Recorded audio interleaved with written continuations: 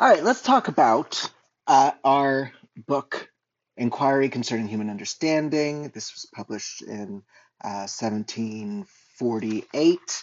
It is a follow-up to Hume's big old work, A Treatise of Human Nature, which was not received well. People didn't read it. So much nicer, much friendlier. It covers less ground, but it's much friendlier work. All right, Hume begins this work by distinguishing two species of philosophy, and one is going to be the more kind of artistic one. That's Hume says intended to make virtue appear. Beautiful, desirable, right? One that's supposed to work on our hearts in a way, right? That treats us as active people and tries to inspire us towards the best sorts of actions. The other, he says, is a precise study of philosophy, where we're trying to respect the human as a rational being. We're trying to know as carefully and as well as we can. The analogy Hume gives of the anatomist taking very fine diagrams of the ugly inner forensic parts of us, where you're really going for that accuracy, is so useful to the painter who's trying to present the human form in a way that highlights the beauty, but having that knowledge of the ugly parts underneath, that the careful, detailed knowledge helps us, serves us as we try to produce uh, the work that speaks to us as doers. It tries to help us act rightly. So if we want to act rightly, really, at some point, we do need to make sure that we're understanding rightly. Now, what Hume is doing here in this work as a whole is presenting not a model of reality, like Plato's giving us a model of reality, Aristotle's constructing models of reality out of words. We got all the systematic philosophers building these systems of concepts. Hume wants us to create a model of the human understanding. We want to look as carefully as we can at how we know. We want to look as carefully as we can at what the human being is, such that we get access to truth. We get access to reality. What is our access like? Okay, in the context of a critical thinking course, I mean, this is a really helpful perspective for us. You know, we open a course often with a discussion of skepticism, of how do we really know this or that.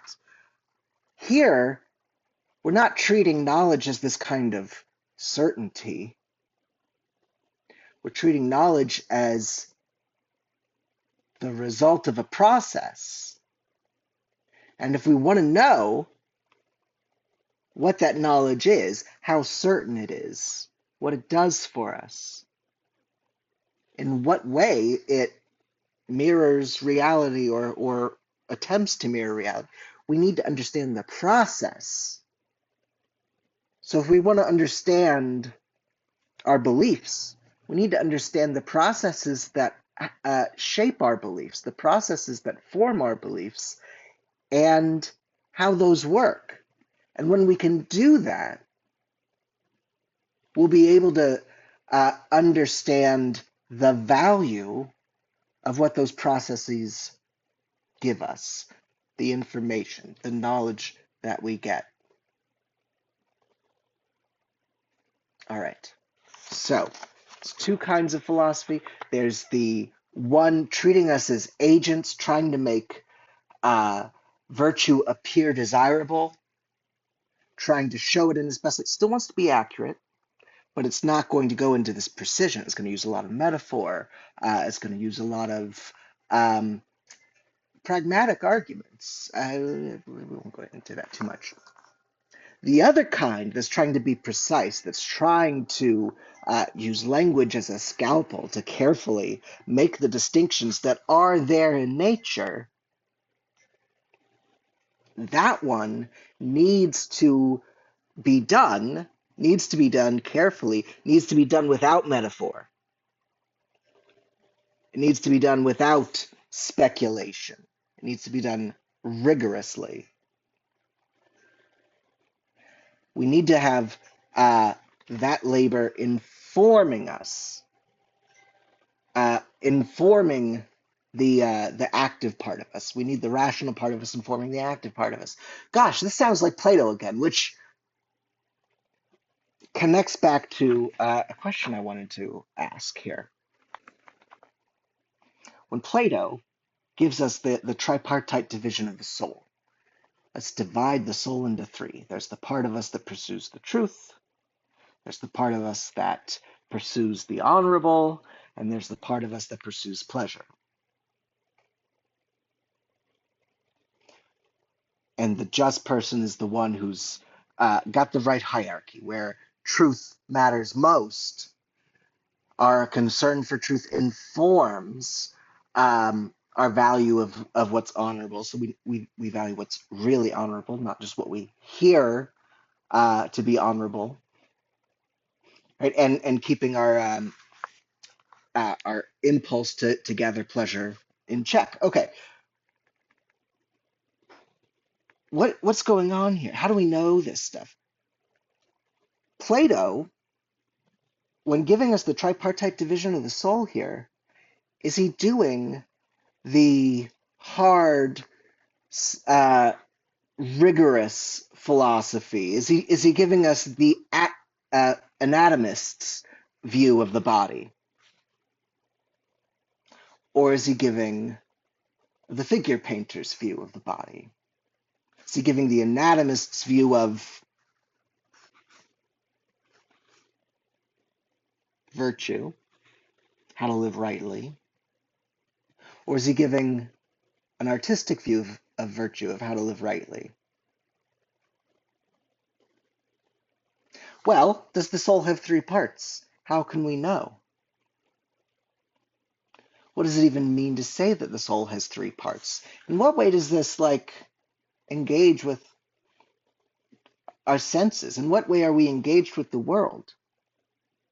Now, is it true, right? Hume is saying that it's true that the rigorous, detailed work needs to inform the speculative, artistic work. So yeah, in a way, he's affirming the very same point that Plato's making, that we owe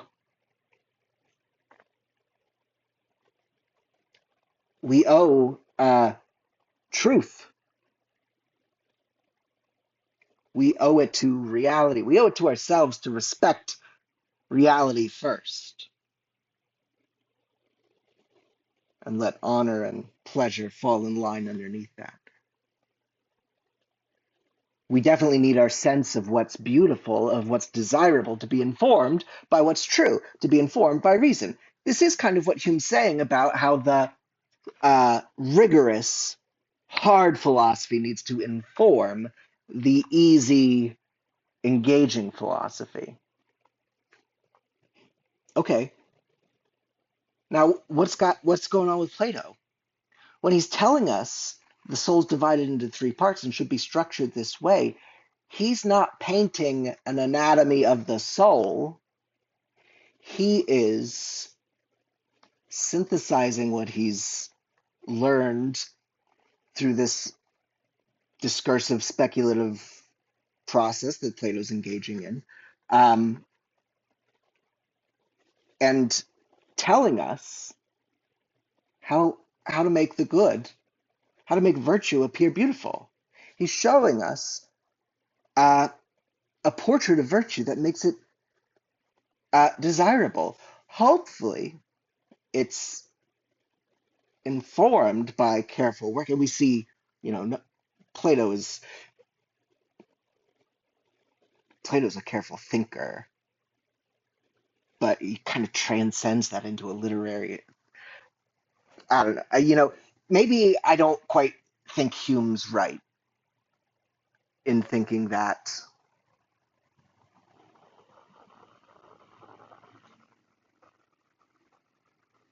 our access starts with the speculative, or our access starts with the rigorous.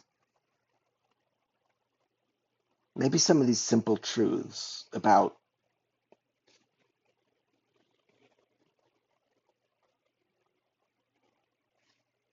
love and strife, uh, maybe we can see their truth independently. I don't know. Here I'm speculating on speculating. Okay, so speculating on speculating. That's fun. All right, so Hume has this division between the easy philosophy that's meant to make virtue uh, inspiring. It's meant to inspire us to correct action, and the difficult philosophy that's supposed to um, help us think clearly, help us reason rightly about things. So Hume is going to model the mind for us here so that we can understand how the mind works, so we can understand how we can know things in general. So before we can really engage in any of this stuff, we need to know how the mind works. So let's start that analysis.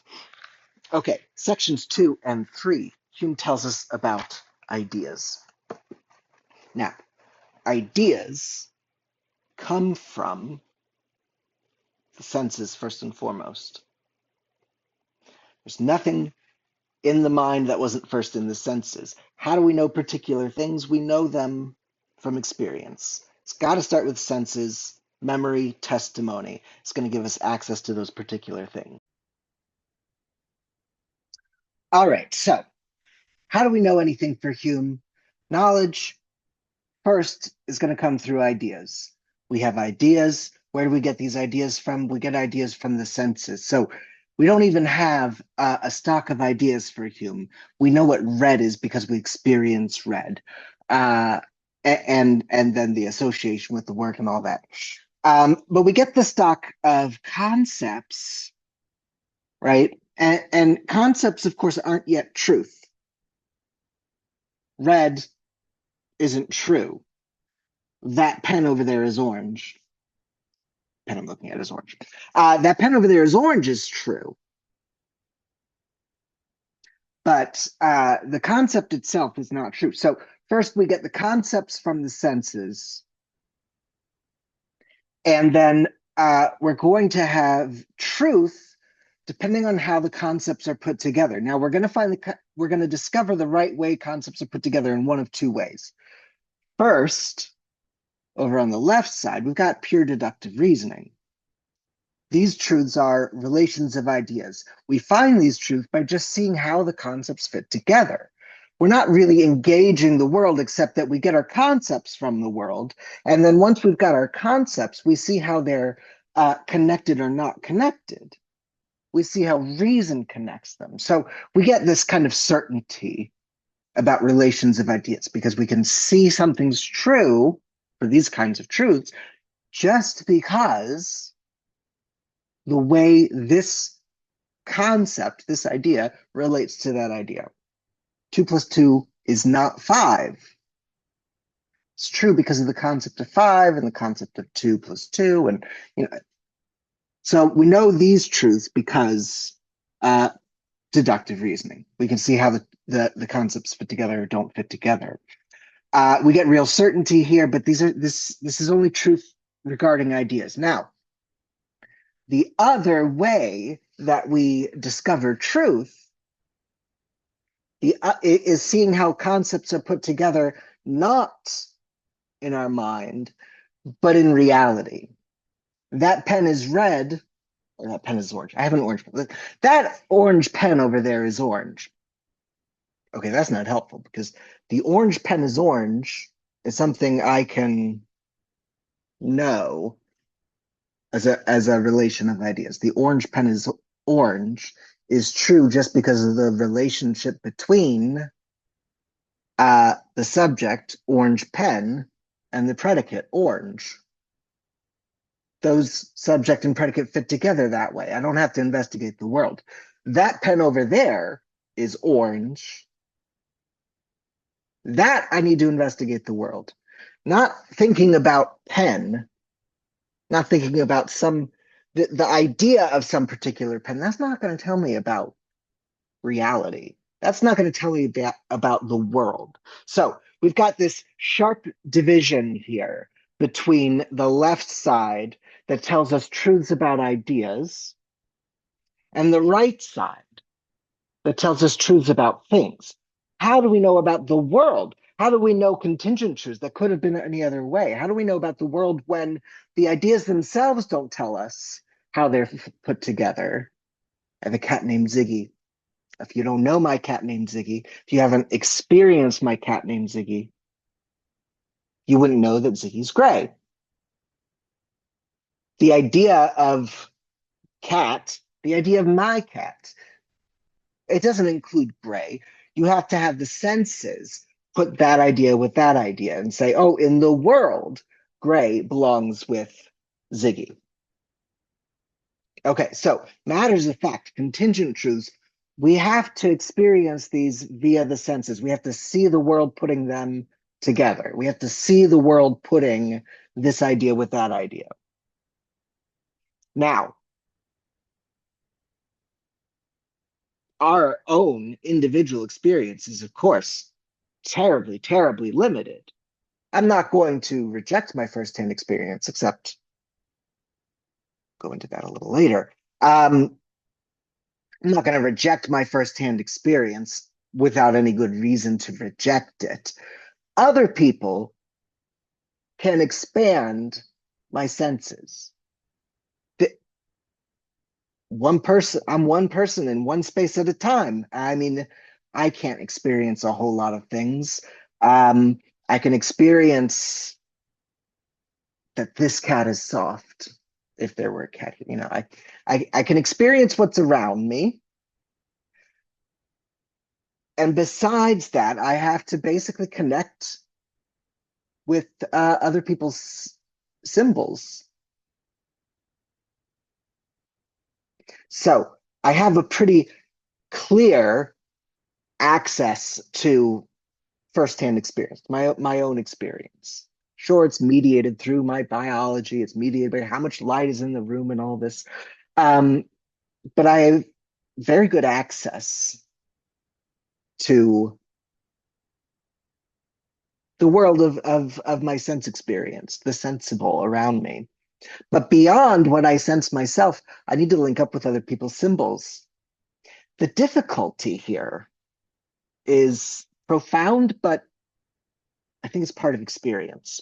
Um, you ever watch Jim Henson's The Dark Crystal? The way the Gelflings can, what do they even call it? I mean, it's like a mind meld in Star Trek, right? But they can exchange firsthand testimony. They can exchange their lived experience. That's powerful. We don't really have anything like that. I mean, maybe we did with these phones we all have in our pockets. But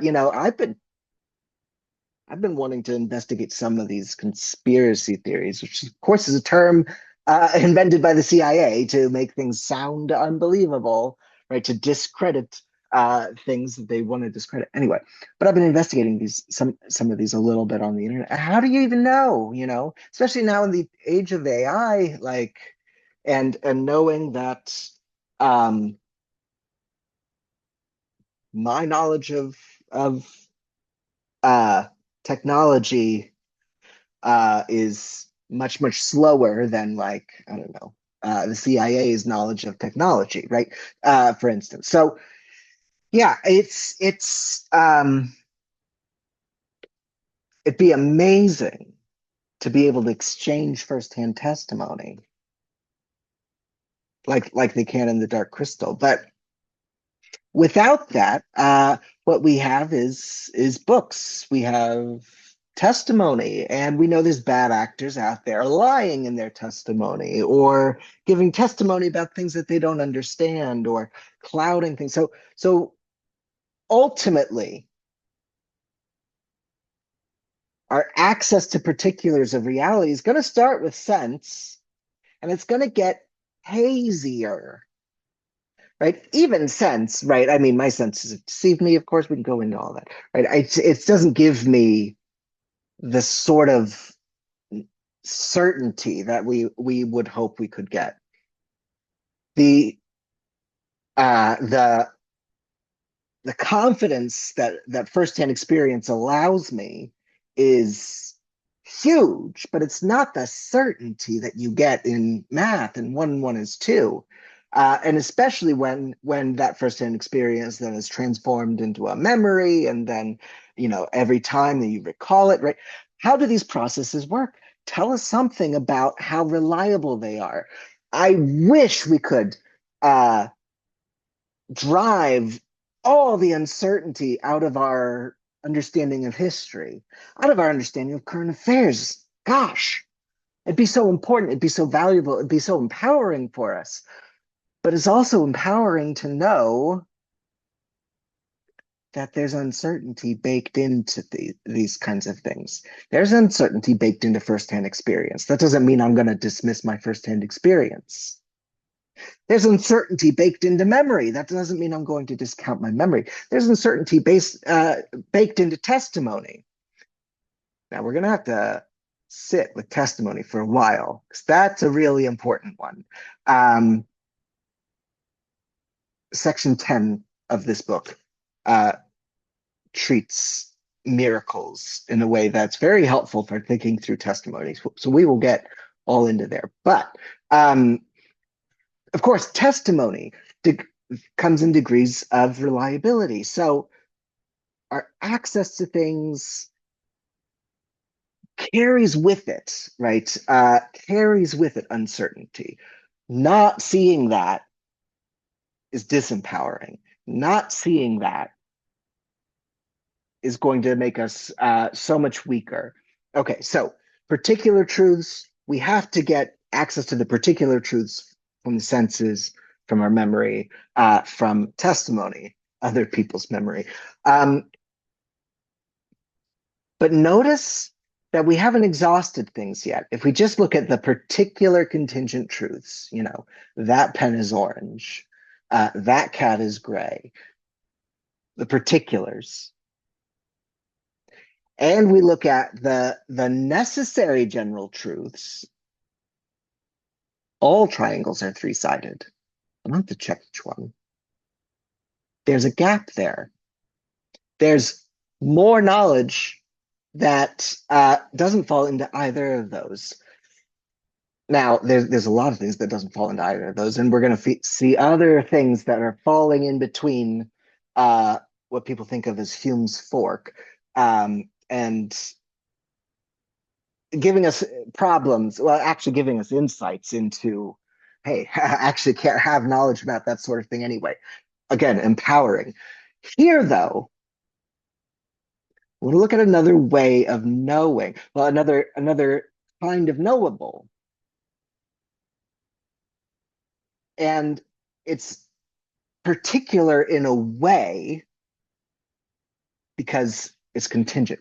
You have to really have the experience of the way this particular reality is, the way reality is. You have to have this kind of experience. It's got to be grounded in experience, but general in a way. What about general truths? Sure, my particular knowledge of this cat or that cat, of Ziggy, of Cheerio, of Mac, of Bowie. Think of all these cats I've had in my life. I love cats. Got the wounds to show it, you know. Anyway, but the particulars, yeah. What's this cat like? What's that cat like? You have to experience it. You have to have that kind of access. What about general truths? Now, if I said, well, general truths we have to take on testimony, that's not good enough because how would anyone else know it, right? If I can't explain how it's knowable in general, how we have access, then saying, well, someone else is going to tell me, uh, disempowering, opening yourself up to some bullshit. If you don't know how it can be known, then someone else telling you is you're just following. Who knows? You know, this is completely on trust. Who knows if you should trust that, right? So we need to really evaluate that. So how can these things be known? How do we gather experience of, say, the general workings of the world, cause and effect? How do we know uh, summer follows spring? Autumn follows summer. How do we know when I crack an egg whether I'm going to find one yolk, two yolks, three yolks? What's in there? What happens when I apply heat to liquid egg, right? How do we know these things? Testimony is not good enough. Somehow, and this somehow is really important, somehow particular experiences compound to give us a new insight? Okay, but how? There's a central problem here, the problem of induction. I cannot show you any reason to think that this process of compiling particulars into a general truth, of using the particulars, my experience of the particulars, in other words, the past, as a guide to my next experiences, the future. How do I know the past experience is a guide to future experience? How do I know this process is reliable? And I don't, is the answer. And I don't is the answer. Okay, how do I know my senses are reliable? In some ways, I don't is the answer there too. But notice I basically have to accept it. I don't really have any choice. I think Hume is kind of making the same case here about inductive reasoning, this process of taking our experience, which is always particular, and using our experience of particulars to make conclusions about general truths or future truths, right? Why should the past be a guide to the future? Why should individual cases be a guide to general cases? Hume says that actually any attempt to justify that is going to be circular. There is a skeptical argument that you cannot escape there. But kind of like the same thing with the senses. Like, you know, should collecting light really tell me about my environment? Ah, I have nothing else to go on. Okay, so that's the thing. I have nothing else to go on. What the mind does, it's like what light, you know, what my eyes do is they collect light and transform that into a visual experience. And I have nothing else to go on in some ways. I mean,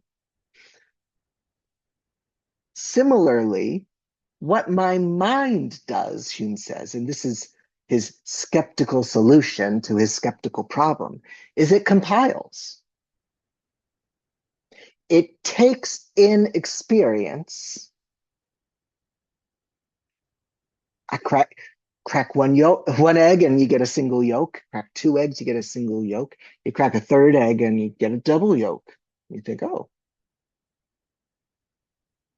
I've got, how many eggs do I have left? I have 6 eggs left. Uh, there's probably about 2 double yolks in there for all I know. I mean, that's the best guide you have. 2 experiences of a single yolk, 1 experience of a double yolk. And then the more and more that you experience, the more your mind refines what you should expect. Is the past actually a guide to the future? You can't really argue that that's reasonable, Hume says. This isn't some kind of special divine light in us. This is an information gathering process. Is that information useful? This is how we work, and it seems useful. Do we know it to be a reliable guide to how reality is? No. And we will get surprised and have to keep refining things. So this is how knowledge works for Hume. If you want to talk about real certainty, you got to talk about just ideas. You're doing this from the armchair. You're playing with definitions. You're not really receiving insight from the world. If you want to know what the world is like, you're not going to get certainty. You're going to be collecting. You're going to be collecting from the senses, collecting from other people's testimony, and judging the value of what you're collecting and forming an image, not just of a model, not just of the arrangement of the world around you, but also the process by which it changes. Deductive reasoning, when you're just dealing with ideas, perfectly reliable. Premises prove the conclusion. You don't have to go back and check. Inductive reasoning, this process of moving from particulars to something you're not experiencing, still pulling from the world. This is still, in a way, access to the world, access to reality, but we're processing it. And that processing is making leaps. We can't skip over those leaps and pretend like they're not there and that we'll never be surprised. And now we have perfect access. But nor should we think that there's some other way to know these things than by taking in and compiling this information. Are we going to get surprised sometimes? Yes. Are we going to have our whole worldview shattered sometimes? Yes. Understanding how the mind works shows you, though, Hume thinks, what you can know and how, and even more importantly, what you can't know. So how not to get taken in by the bullshit that people are going to kind of tell you that they know. All right. So that's Hume, how we know things, basic understanding of where ideas are coming from. I skipped over a little bit the association of ideas, how one idea gets related to another idea, but this is basically this process of taking our experiences and forming expectations of what that's going to be like, what that's going to give us. So our research on cause and effect and everything, we're gathering in the information, we're refining the models, but there's always this leap. I gotta run out and get some coffee creamer, but let me make this point first. Let's do a little contrast between what's going on in Hume and what's going on in Plato. Plato doesn't think we can really learn through the senses. But Plato's not thought of as a skeptic. Hume thinks we can get certainty about ideas. But still, for some reason, Hume's not thought of as a dogmatist. He's thought of as a skeptic. He thinks we can't know anything at all. Why do we get certainty about ideas? Okay. The distinction I have in mind is this, right? The way Hume analyzes the knowable is actually very similar to the way Plato analyzes the knowable. There's things that we know just from ideas, the intelligible in Plato. And there's things that we know from experience, the sensible in Plato. Hume has the distinction that's pretty much the same distinction between relations of ideas. These are things that we know to be true just because of the way the concepts link together. Triangles, three angles, are three-sided because of the way the concepts fit together. I'm certain about that. I don't need to go check the world at all. I'm certain about the intelligible and not certain about the sensible. That's just like Plato. We can get certainty about the intelligible, but we can't get certainty about the sensible. We can get something good enough for practical purposes. I'm about to go get in my car and pick up some more coffee creamer. I know how to do that, right? The sensible is a useful guide for that stuff. It doesn't tell me about the natures of things. It doesn't tell me anything of unchanging truth. So why, if they're the same regarding the intelligible being knowable and the sensible being not knowable, why do we think of Plato as not a skeptic, as having, theories, and Hume as a skeptic? I think the answer, this is pretty clear. The answer is because for Plato, the intelligible that we can know about through the intellect, through contemplation, is more real than this physical world. This physical world is a world of shadows. And when we judge things just based on this world of shadows, we're making all sorts of mistakes. So it's only through contemplating the ideas that we really get in touch with what's real. Hume is the other way around. The thing that's really real is the thing we can't quite get our hands on. It's the thing that we can't quite wrap our minds around. I know that 2 + 2 is 4, and triangles have 3 sides, and murder is immoral without any input from reality. This is all just me manipulating concepts. This is words playing with words, right? How do the words link up to reality? That's the stuff that's real. That's the knowledge of the world that's like getting you in touch with reality. You're not in touch with reality because of this language you have that links up all the way. You're in touch with reality because you're collecting light, because you're collecting vibrations. So even though Hume and Plato both think that knowledge of the intelligible is really certain, Plato's not a skeptic because he thinks that knowledge of the intelligible is knowledge of the ultimate reality. Hume is a skeptic because he thinks that knowledge of the intelligible is disconnected from reality.